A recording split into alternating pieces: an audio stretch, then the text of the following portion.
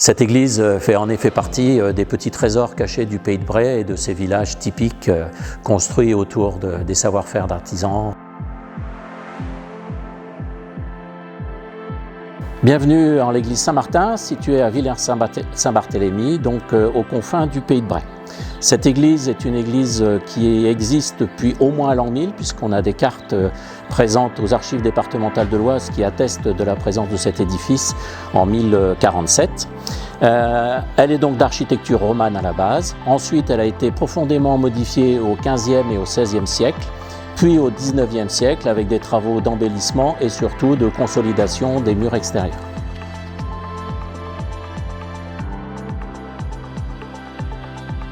L'église de Villers-Saint-Barthélemy s'appelle Saint-Martin. Pourquoi a-t-elle été nommée ainsi? On ne le sait pas. On sait simplement qu'il y a de nombreuses églises Saint-Martin dans l'Oise.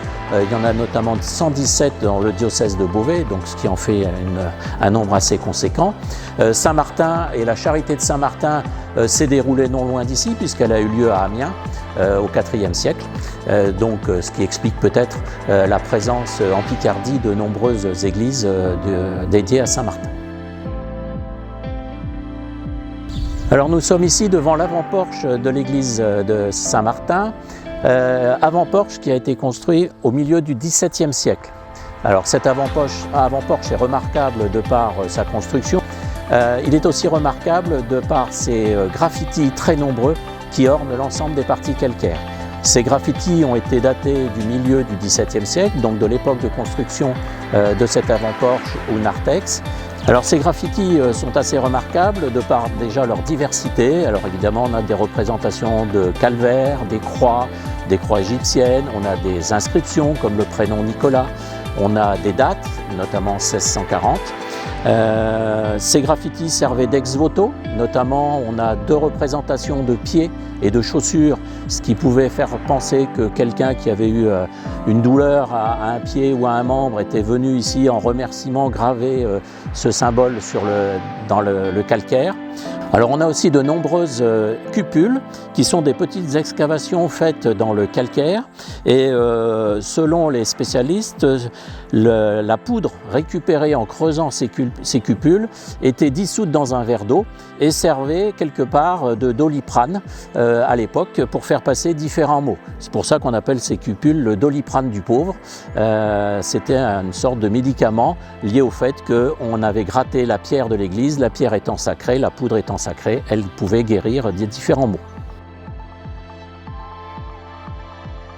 Dans cette église se trouve aussi un certain nombre d'objets qui ont été inscrits ou classés aux monuments historiques, notamment au XXe siècle. On a une charité Saint-Martin notamment. Il est aussi à noter dans cette église un chemin de croix réalisé sous forme de tableau, ce qui est assez original et notable dans les églises de l'Oise. Nous avons aussi quelques bannières de procession et notamment des bannières de procession liées à Saint-Martin et à la charité de Saint-Martin. Eh bien, nous sommes maintenant dans le cœur de cette église qui a été profondément remaniée à la fin du XIXe siècle. Alors on remarque notamment les boiseries qui entourent ce chœur. Il se dit que ces boiseries seraient issues du château de Villers-Saint-Barthélemy. On note aussi la présence de vitraux qui sont tous datés de 1870-1880 aux environs. Ce sont des vitraux qui ont été réalisés par des artisans d'art du Beauvaisis, l'évêque, on a Bazin, Roussel, etc. Donc il y avait une forte présence de vitriers d'art autour de Beauvais à cette époque et donc on retrouve ici quelques exemples de leur savoir-faire.